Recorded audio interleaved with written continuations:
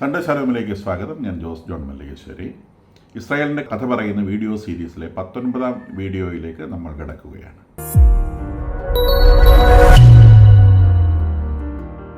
വാസ്തവത്തിൽ 67 യുദ്ധം ആണ് കഴിഞ്ഞ വീഡിയോയിൽ നമ്മൾ പറഞ്ഞത്. ഇസ്രായേലിനെ ലോക ശക്തികളിൽ ഒരെണ്ണമായി എണ്ണപ്പെടാൻ തക്ക നിലയിലേക്ക് ഉയർത്തിയ, ഇസ്രായേലിന് ലോകരാജ്യങ്ങൾക്കിടയിൽ പ്രാധാന്യം ഉറപ്പിച്ച ഒരു യുദ്ധമായിരുന്നു അത്. ലോകം എന്നും എക്കാലവും അത്ഭുതത്തോടെ വീക്ഷിക്കുന്ന ഒരു യുദ്ധവുമാണത്. 6 ദിവസം കൊണ്ട് അറബ് ശക്തിയെ തീർത്തും നിർവീര്യമാക്കി കളഞ്ഞ ആ യുദ്ധം കഴിഞ്ഞ് പിന്നീട് ഇസ്രായേലിൻ്റെ കഥ പറയുമ്പോൾ നമ്മൾ അടുത്ത യുദ്ധം പറയേണ്ടത് യോം കിപ്പോർ വാർ എന്ന് പറയുന്ന അടുത്ത യുദ്ധമാണ്. പക്ഷെ അതിനു മുൻപ് ഇസ്രായേലിൻ്റെ ചരിത്രത്തിൽ അതിനെ വളരെയേറെ സ്വാധീനിച്ചിട്ടുള്ള 1-2 പ്ലെയിൻ ഹൈജാക്കിംഗ് ഇൻസിഡൻസ് ഉണ്ട്. അതിനെക്കുറിച്ചുള്ള സ്തോഭജനകമായ കഥകൾ അതൊന്ന് പറയാമെന്ന് വിചാരിച്ചു. അതുകൊണ്ട് ഈ വീഡിയോയിലും തുടർന്ന് വരുന്ന വീഡിയോയിലും ഇസ്രായേലിൻ്റെ ലാൻഡുമായി ബന്ധപ്പെടാത്ത, എന്നാൽ ഇസ്രായേലിൻ്റെ ചരിത്രവുമായി വളരെയേറെ ബന്ധപ്പെട്ട് കിടക്കുന്ന 2 പ്ലെയിൻ ഹൈജാക്കിംഗ് സ്റ്റോറീസാണ് പറയാൻ ഉദ്ദേശിക്കുന്നത്. ഒന്നാമത്തെ പ്രധാനപ്പെട്ട പ്ലെയിൻ ഹൈജാക്കിംഗ് നടന്നത് 1972 മെയ് 8-നാണ്. ബ്രസൽസിൽ നിന്ന് ടെല്ലവീവിലേക്ക് പറന്ന ഒരു വിമാനം. ബ്രസൽസ് എന്ന് പറയുന്നത് ബെൽജിയത്തിൻ്റെ തലസ്ഥാനമാണ്, നിങ്ങൾക്കറിയാം. യൂറോപ്പിൽ നോർത്തേൺ യൂറോപ്യൻ രാജ്യങ്ങളിൽ പെടുന്നവരാണ് ബെൽജിയം. അവിടെ ബ്രസൽസിൽ നിന്ന് ടെല്ലവീവിലേക്ക് പറന്ന ഒരു വിമാനം ബോയിങ് 707 യാത്രാ വിമാനമാണ്. അത് ബ്ലാക്ക് സെപ്റ്റംബർ ഓർഗനൈസേഷൻ എന്ന് പറയുന്ന ഒരു പാലസ്തീനിയൻ ഭീകര സംഘടന. പാലസ്തീൻ ഭീകര സംഘടന ഒരുപാട് എണ്ണം ഉണ്ടായിട്ടുണ്ട്, വിവിധ താല്പര്യങ്ങളുടെ പേരിൽ. അവർ പലപ്പോഴും ഇത്തരം കാര്യങ്ങൾ ചെയ്യുന്നത്, ഒന്ന് പാലസ്തീൻ ലിബറേറ്റ് ചെയ്യണം എന്നാവശ്യപ്പെട്ടുകൊണ്ടാണ്, 2 തടവുകാരെ വിട്ടുകൊടുക്കണം എന്നാവശ്യപ്പെട്ടുകൊണ്ടാണ്. വലിയ കുറ്റകൃത്യങ്ങൾ ചെയ്ത് തടവിൽപ്പെടുകയും അതിനുശേഷം അവരെ ഇത്തരം ഭീകരപ്രവർത്തനങ്ങളുടെ മോചിപ്പിച്ചെടുക്കുകയും ചെയ്യുക എന്നുള്ളത് എക്കാലത്തും പാലസ്തീനിലെ ഓർഗനൈസേഷൻ്റെ, ടെറർ ഓർഗനൈസേഷൻ്റെ ഒരു രീതിയാണ്.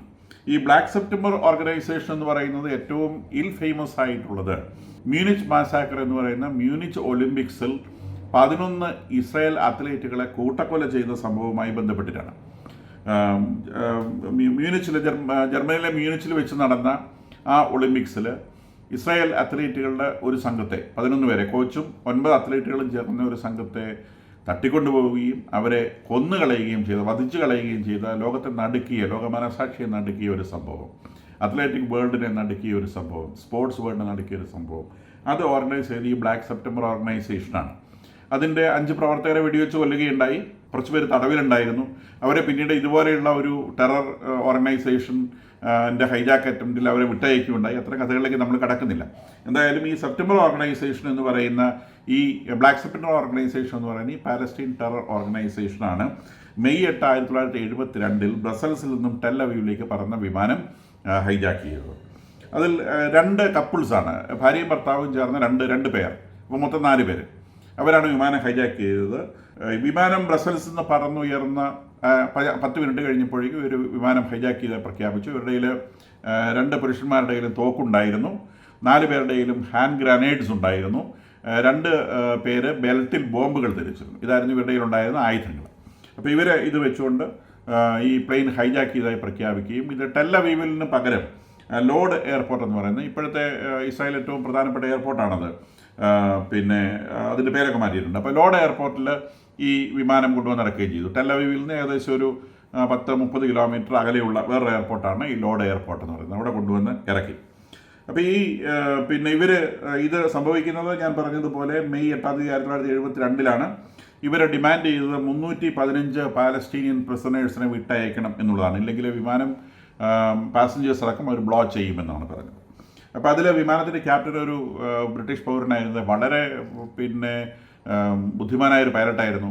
അദ്ദേഹം ഇവരെ ഇങ്ങനെ സംസാരിച്ച് എൻഗേജ് ചെയ്യുകയും ഇവരുടെ വിവരങ്ങൾ എയർപോർട്ടിലേക്ക് ചോർത്തി കൊടുക്കുകയും ചെയ്തു. അന്ന് ഡിഫൻസ് മിനിസ്റ്റർ മോഷെ ദയാനാണ്. മോഷെ ദയാൻ വാർ ഫേമസ്, ഇസ്രായേലിലെ ഏറ്റവും ഫേമസ് ആയിട്ടുള്ള ഫിഗറാണ്. 1948 യുദ്ധം മുതൽ എല്ലാ യുദ്ധങ്ങളിലും ഏറ്റവും ലീഡിങ് റോൾ വഹിക്കുകയും 1967 യുദ്ധത്തിൽ ഡിഫൻസ് മിനിസ്റ്ററായിട്ട് വർക്ക് ചെയ്തിട്ടുള്ള ആളാണ് അദ്ദേഹം. ഇസ്രായേലിൻ്റെ സർവ്വസൈന്യാധിപനായിട്ട് ജോലി ചെയ്തിട്ടുണ്ട്, ഡിഫറൻറ്റ് ഫോഴ്സുകളുടെ കമാൻഡറായിട്ട് വർക്ക് ചെയ്തിട്ടുണ്ട്. അങ്ങനെ ഏറ്റവും പോപ്പുലറായിട്ടുള്ള ഡിഫൻസ് സ്പെഷ്യലിസ്റ്റ് ആയിട്ടുള്ള മോഷെ ദയാനാണ് അന്ന് ഇസ്രായേലിൻ്റെ ഡിഫൻസ് മിനിസ്റ്ററായിട്ടുള്ളത്. ആ സമയത്താണ് ഇവർ ഈ ഹൈജാക്കിംഗ് നാടുമായിട്ട് അവിടെ ചെല്ലുന്നത്. അപ്പോൾ ഇവരെ ആ വിമാനത്താവളത്തിൽ ഈ വിമാനം ഇറങ്ങിയ ഉടനെ തന്നെ ഇവർ ആദ്യമായിട്ട് ഇസ്രായേൽ ഫോഴ്സ് ചെയ്തത് ഈ വിമാനത്തിൻ്റെ ടയറുകളെല്ലാം ഡിഫ്ലേറ്റ് ചെയ്ത് കളഞ്ഞു. ടയറുകളൊക്കെ അതിൻ്റെ കാറ്റ് ഊരിക്കളഞ്ഞു. അത് ഇവർക്ക് മനസ്സിലാവില്ല, അകത്തിരിക്കുന്നവർക്ക് മനസ്സിലാവില്ല ഇത് ചെയ്യുന്നത്. അപ്പം ഈ വിമാനത്തിന് പിന്നെ പോകാൻ പറ്റില്ല. എന്നിട്ട് ഇവരോട് പറഞ്ഞു, ഈ വിമാനം പിടിച്ചെടുത്തവരോട് പറഞ്ഞു, ഇതിൻ്റെ ഹൈഡ്രോളിക് സിസ്റ്റത്തിന് എന്തോ തകരാറുണ്ട്, അതുകൊണ്ട് വിമാനത്തിന് ഇവിടുന്ന് പോകാൻ പറ്റില്ല. അപ്പോൾ ഈ വിമാനം നന്നാക്കേണ്ടതുണ്ട്. അതിനിടയിലൂടെ ഇവർ നെഗോസിയേഷൻസ് സ്റ്റാർട്ട് ചെയ്യുന്നുണ്ട്, ഇവരെ എൻഗേജ് ചെയ്ത് വെക്കുന്നുണ്ട്. അപ്പോൾ ഈ വിമാനം നന്നാക്കാൻ എന്ന വ്യാജേന, വിമാനത്തിൻ്റെ ഹൈഡ്രോളിക് സിസ്റ്റം നന്നാക്കാൻ എന്ന വ്യാജേന 16 പേരടങ്ങുന്ന ഒരു സംഘം, അതിൻ്റെ ക്യാപ്റ്റനായിട്ട് വന്നത് യഹൂദ് ബറാക്കാണ്. അദ്ദേഹം പിന്നീട് ഇസ്രായേൽ പ്രധാനമന്ത്രിയായ ആളാണ്. യഹൂദ് ബറാക്കിൻ്റെ നേതൃത്വത്തിൽ 16 അംഗങ്ങളടങ്ങുന്ന ഒരു കമാൻഡ് ഓഫ് ഫോഴ്സ്, ഒരു എലൈറ്റ് കമാൻഡ് ഓഫ് ഫോഴ്സ്, അതിൽ നമ്മളുടെ ഇന്നത്തെ ഇസ്രായേൽ പ്രധാനമന്ത്രി ബെഞ്ചമിൻ നെതന്യാഹുവും ഒരു അംഗമായിരുന്നു.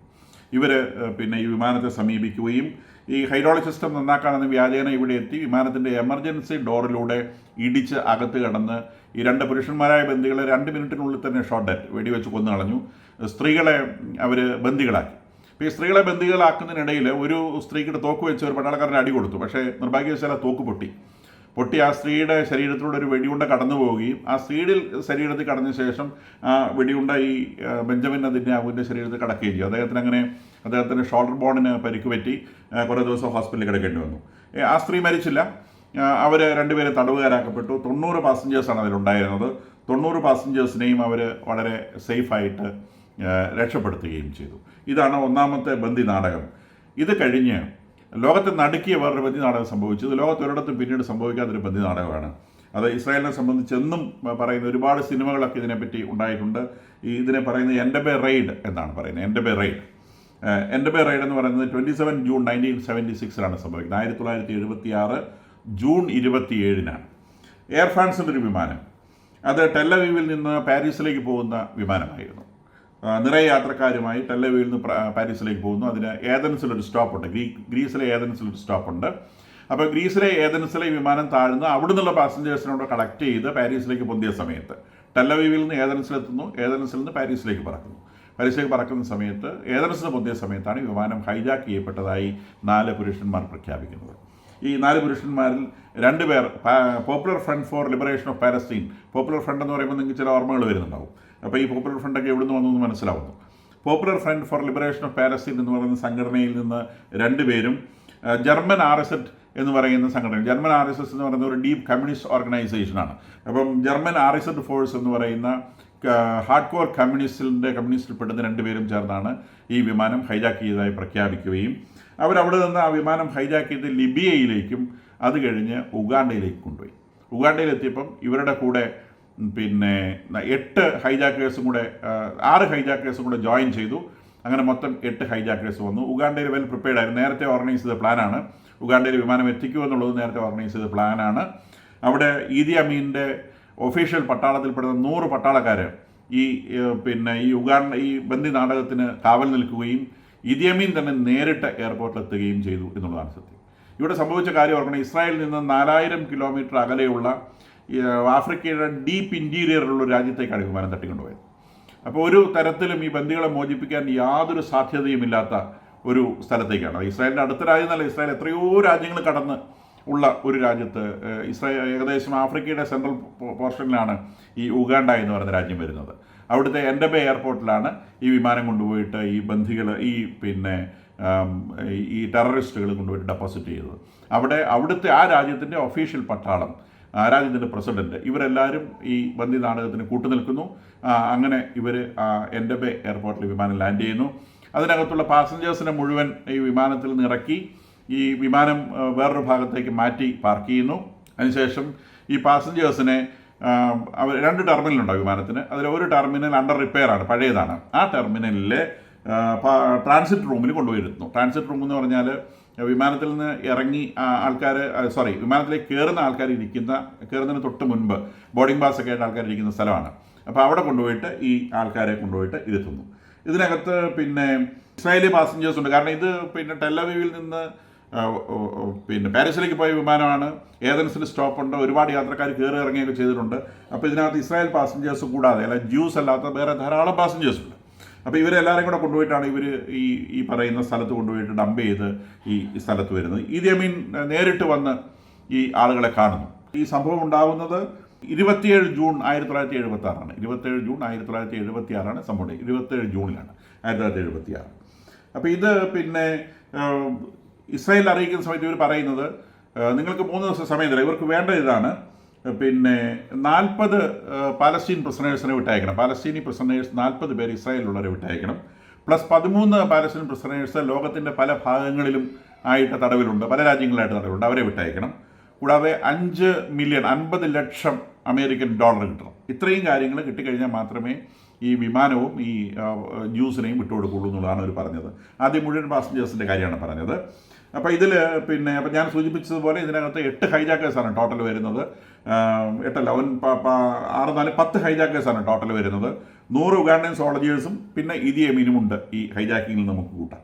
അപ്പോൾ ഇവർ പറഞ്ഞത് ഇനി ഈ പറഞ്ഞ കാര്യങ്ങൾ സംഭവിച്ചില്ലെങ്കിൽ ജൂലൈ 1 മുതൽ, ജൂൺ 27 ജൂലൈ 1 മുതൽ ആളുകളെ കൊന്നു തുടങ്ങും. ഓരോരുത്തരെയോ 2 പേരെയോ ബാച്ചായിട്ട് ഞങ്ങൾ കൊന്നു തുടങ്ങും എന്നാണ് പറഞ്ഞത്. അപ്പോൾ ഇസ്രായേൽ പിന്നെ ആദ്യം ഇതിനോട് റെസ്പോണ്ട് ചെയ്തില്ല. എന്ത് ചെയ്യണമെന്ന് അറിയാൻ പാടില്ല. കാരണം ഔട്ട് ഓഫ് റീച്ച് 4000 കിലോമീറ്റർ അകലെ എത്രയോ രാജ്യങ്ങൾക്ക് അപ്പുറത്തുള്ള രാജ്യത്ത് പോയി കിടക്കുകയാണ്. ആ രാജ്യത്തെക്കുറിച്ചുള്ള പിന്നെ ഇവരുടെ ഇൻഫർമേഷൻ വളരെ ലിമിറ്റഡ് ആണ്. ഈ എയർപോർട്ടിനെ കുറിച്ചുള്ള ഇൻഫർമേഷൻ ലിമിറ്റഡ് ആണ്. എന്ത് ചെയ്യണമെന്ന് അറിയുന്നില്ല. അപ്പോൾ ഇവർ പല ഡിപ്ലോമാറ്റിക് ചാനൽസും ട്രൈ ചെയ്ത് നോക്കി, including Yasir Arafat, Egypt, America, ഇവരൊക്കെ ഇടപെട്ട് നോക്കി. പക്ഷേ ഇവർ ഒരു തരത്തിലും ഇതി അമീൻ വഴങ്ങുന്നില്ല. ഇതി അമീൻ റഷ്യയുടെ ക്ലോസസ്റ്റ് അലൈയാണ്. അന്ന് കോൾഡ് വാർ വളരെ സ്ട്രോങ് ആയിട്ട് നിൽക്കുന്ന കാലമാണ്. റഷ്യ ഇതി അമീനെ മൂപ്പിച്ചുകൊണ്ടിരിക്കുന്നു, ഒരു തരത്തിലും വിട്ടുകൊടുക്കരുത്. അപ്പോൾ ഇങ്ങനെ ഉള്ള ഒരു സാഹചര്യത്തിൽ ഒരു തരത്തിലും ഇവരെ വിട്ട് കിട്ടുകയില്ല, കീഴടങ്ങുകയല്ല, നിവൃത്തിയില്ല എന്ന് വരുന്നു. അപ്പോൾ അങ്ങനെ ജൂലൈ 1 ഇസ്രായേൽ പറഞ്ഞു ഞങ്ങൾ നെഗോസിയേഷന് തയ്യാറാണ്, ചർച്ചകൾക്ക് തയ്യാറാണ് എന്ന് പറഞ്ഞു. ഞങ്ങൾക്ക് 4 ദിവസം കൂടി സമയം തരണം, ഇത് നെഗോഷിയേറ്റ് ചെയ്ത ഒരു സെറ്റിൽമെൻറ്റ് 4 ദിവസം സമയം കൂടി വേണം, ഇതി അമീനോടാണ് പറയുന്നത്. കാരണം ഇതി അമീൻ തന്നെ അവിടെ ഉണ്ടല്ലോ, രാജ്യത്തിൻ്റെ പ്രസിഡന്റ് തന്നെ അവിടെ ഉണ്ട്. അപ്പം അദ്ദേഹം പറഞ്ഞു ശരി 4 ദിവസം സമയം തരും. കാരണം അദ്ദേഹത്തിന് ഒരു ആവശ്യമുണ്ട്. ഇദ്ദേഹത്തിന് പിന്നെ പോർട്ട് ലൂയിസ് എന്ന് പറയുന്ന രാജ്യം, അത് ആഫ്രിക്കയുടെ വേറൊരു ഭാഗത്തുള്ള രാജ്യമാണ്. പോർട്ട് ലൂയിസിന് അദ്ദേഹത്തിൻ്റെ ഒഫീഷ്യൽ പ്രോഗ്രാമുണ്ട്, 3 ദിവസം എടുക്കും. അപ്പോൾ ആ 3 ദിവസം കഴിഞ്ഞ ഒഫീഷ്യൽ പ്രോഗ്രാം കഴിഞ്ഞ് അദ്ദേഹം തിരിച്ചു വരുമ്പോഴേക്കും ഇതൊരു നെഗോഷിയേറ്റഡ് സെറ്റിൽമെൻറ്റിലെത്തി ഈ പറഞ്ഞ പിന്നെ പ്രിസണേഴ്സിനൊക്കെ വിട്ടയച്ച് ഈ പിന്നെ വിമാനയാത്രക്കാരെ റിലീസ് ചെയ്യാമെന്നാണ് ഇതി അമീനും വിചാരിച്ചത്. അങ്ങനെ അദ്ദേഹത്തിന് ഷൈൻ ചെയ്യാം, ഇതിനകത്തൊരു നെഗോഷിയേറ്ററായിട്ട് വർക്ക് ചെയ്യാം എന്നുള്ളതായിരുന്നു അദ്ദേഹത്തിൻ്റെ പ്ലാൻ. ഓക്കെ, 4 തീയതി വരെ. അപ്പോൾ ഇദ്ദേഹം ഈ ടെററിസ്റ്റുകളെ കൊണ്ട് സമ്മതിപ്പിച്ചു 4 തീയതി വരെ ആളുകളെ കൊല്ലരുത്, അവർ ഇസ്രായേലിലെ കാര്യങ്ങൾ നെഗോഷിയേറ്റ് ചെയ്തൊരു തീരുമാനം എടുക്കട്ടെ. അപ്പോൾ അതിൻ്റെ ഭാഗമായിട്ട് ജൂലൈ 1 തീയതി ഇവർ ഇസ്രായേൽക്കാരല്ലാത്ത 148 പാസഞ്ചേഴ്സിനെ ഇവർ റിലീസ് ചെയ്തു. അത് ജൂൺ 30 ജൂലൈ 1 148 പാസഞ്ചേഴ്സിനെ ഇതിനകത്ത് അവർ വിട്ടയച്ചു. അവർ ഇസ്രായേൽക്കാരല്ല എന്ന് കൺഫേം ചെയ്തതിന് ശേഷം ഇനി അവർ പിടിച്ചു വെച്ചതിനകത്ത് 84 ജ്യൂസ് ഉണ്ട്. അത് ഇസ്രായേലിലുള്ള ജ്യൂസ് ഉണ്ട്, വളരെ ചുരുക്കം ജ്യൂസ് വേറെ രാജ്യങ്ങളിലുള്ളവരുണ്ട്. അത് ജ്യൂസ് ആണെന്നവർ ഐഡൻറ്റിഫൈ ചെയ്തതൊക്കെ പിന്നെ സുന്നത്തൊക്കെ നോക്കിയിട്ടാണ് ഐഡൻറ്റിഫൈ ചെയ്തെന്നൊക്കെ പറയപ്പെടുന്നുണ്ട്. കാരണം ജ്യൂസ് പിന്നെ ഇത് ചെയ്യുന്ന ആളുകളാണ്. അപ്പം അങ്ങനത്തെ കാര്യങ്ങൾ നോക്കിയിട്ടാണ് ഇവർ പിന്നെ സർക്കംസിഷൻ ചെയ്യുന്നവരാണ്. അപ്പോൾ സർക്കംസൈസ്ഡ് ആണോ എന്ന് നോക്കിയിട്ടാണ് ഇവർ ഇത് ജൂ ആണോ അല്ലോ എന്നൊക്കെ വെരിഫൈ ചെയ്തത് എന്നൊക്കെ പറയപ്പെടുന്നുണ്ട്. അപ്പോൾ എന്തായാലും ശരി. പക്ഷേ അതിനിടയിലൂടെ വളരെ ത്രില്ലിംഗ് ആയിട്ട് ചില കാര്യങ്ങൾ സംഭവിച്ചിട്ടുണ്ട്. ഈ വിമാനത്തിൻ്റെ ക്രൂസായിട്ട്, ഇത് ഒരു ഫ്രഞ്ച് ഫ്ലൈറ്റാണ്. ഈ ഫ്രഞ്ച് ഫ്ലൈറ്റിലെ 12 ക്രൂവിനോട് പോയിക്കോളാൻ അവർ പറഞ്ഞു ഞങ്ങൾ പോവുകയെന്ന് പറഞ്ഞു. ഞങ്ങളുടെ പാസഞ്ചേഴ്സിനെ ഉപേക്ഷിച്ചിട്ട് ഞങ്ങൾ പോവുകയില്ല, മരിക്കുകയാണെങ്കിൽ ഒന്നിച്ച്, ജീവിക്കുകയാണെങ്കിൽ ഒന്നിച്ച്. അങ്ങനെ ആ ഫ്രഞ്ച് ഫ്ലൈറ്റുണ്ടായിരുന്ന 12 ക്രൂവും ഈ 84 ജ്യൂസിൻ്റെ കൂടെ ചേർന്ന് നിങ്ങൾ കൊല്ലുകയാണെങ്കിൽ ഞങ്ങളെ അവിടെ കൊന്നോളൂ. കൂടാതെ 10 ഫ്രഞ്ച് യുവാക്കൾ, അവർക്ക് ഇസ്രായേലുമായിട്ട് യാതൊരു ബന്ധവുമില്ല, അവർ ഫ്രഞ്ച് സിറ്റിസൺസ് ആണ്, അവർ ജ്യൂസ് അല്ല, അവർ ചെറുപ്പക്കാരാണ്. അവർ പറഞ്ഞു ഞങ്ങൾ ആർജവത്വമുള്ള യുവാക്കളാണ്, ഞങ്ങളുടെ കൂടെ വന്ന ഈ പാസഞ്ചേഴ്സിനെ ഉപേക്ഷിച്ചിട്ട് ഞങ്ങൾ പോവില്ല, നിങ്ങൾ ഞങ്ങളെ കൂടെ കൊന്നു. അങ്ങനെ 84 ജ്യൂസ്, 10 ഫ്രഞ്ച് ചെറുപ്പക്കാർ, 12 ക്രൂ, അങ്ങനെ ടോട്ടൽ 106 പേര്. ഈ 106 പേര് ഇവരുടെ കസ്റ്റഡിയിൽ ഈ പറയുന്ന ട്രാൻസിറ്റ് റൂമിൽ ഇവർ പിന്നെ ബന്ധികളായിട്ട് കഴിഞ്ഞു. അന്ന് ഇസ്രായേൽ പ്രധാനമന്ത്രിയായിട്ടുള്ളത് ഇസാക്ക് റാബിനാണ്, ഷിമോൺ പെരേസ് ആണെന്ന് പ്രതിരോധ മന്ത്രി. അപ്പം റാബിനെ സംബന്ധിച്ച് എങ്ങനെയെങ്കിലും പ്രശ്നം തീർക്കണം, കാരണം പ്രധാനമന്ത്രിയാണ്, ഇത്രയാളുടെ ജീവൻ്റെ വിഷയമാണ്. അപ്പം അദ്ദേഹം പറഞ്ഞു ഇവർക്ക് വഴങ്ങി കൊടുക്കാം, ഈ പ്രസിഡൻസിനെ വിട്ടുകൊടുക്കാം. അപ്പോൾ ഇവർ പറഞ്ഞു ഞങ്ങളുടെ പ്രസിഡൻസ് തരാം, മറ്റ് രാജ്യങ്ങളുടെ പ്രസിഡൻസിനെ ഞങ്ങൾക്ക് നെഗോഷിയേറ്റ് ചെയ്യാൻ സമയം വേണമെന്നാണ് ഇവർ പറഞ്ഞത്. ഷിമോൺ പെരേസ് പറഞ്ഞു ഒരു തരത്തിലും വഴങ്ങാൻ പറ്റില്ല, ആ പ്രസിഡൻസിനെ വിട്ടുകൊടുത്തിട്ടുള്ള പരിപാടിയില്ല, നമ്മൾ എങ്ങനെയെങ്കിലും ഇത് അറ്റാക്ക് ചെയ്തിട്ട് ഈ പ്രശ്നം പരിഹരിക്കാൻ ശ്രമിക്കും. ഈ തർക്കം ഏകദേശം ഒരാഴ്ചയോളം നീണ്ടു നിന്നു. ജൂലൈ 3, 6:30 അവരുടെ മിനിസ്ട്രി കൂടി തീരുമാനിക്കുന്നത് ഒരു ഓപ്പറേഷൻ നമ്മൾ ശ്രമിച്ചു നോക്കണം.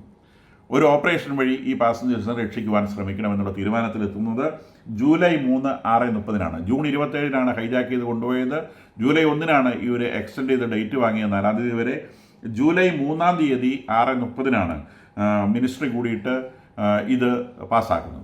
ഈ ആളുകളെ റിലീസ് ചെയ്യുവാൻ ഒരു മിലിറ്ററി ഓപ്പറേഷൻ നടത്തണം എന്നുള്ള തീരുമാനത്തിലെത്തുന്നത് ജൂലൈ 3 6:30 PM. ഇനി എന്താണ് സംഭവിച്ചതെന്ന് നമുക്ക് അടുത്ത വീഡിയോയിൽ നോക്കാം.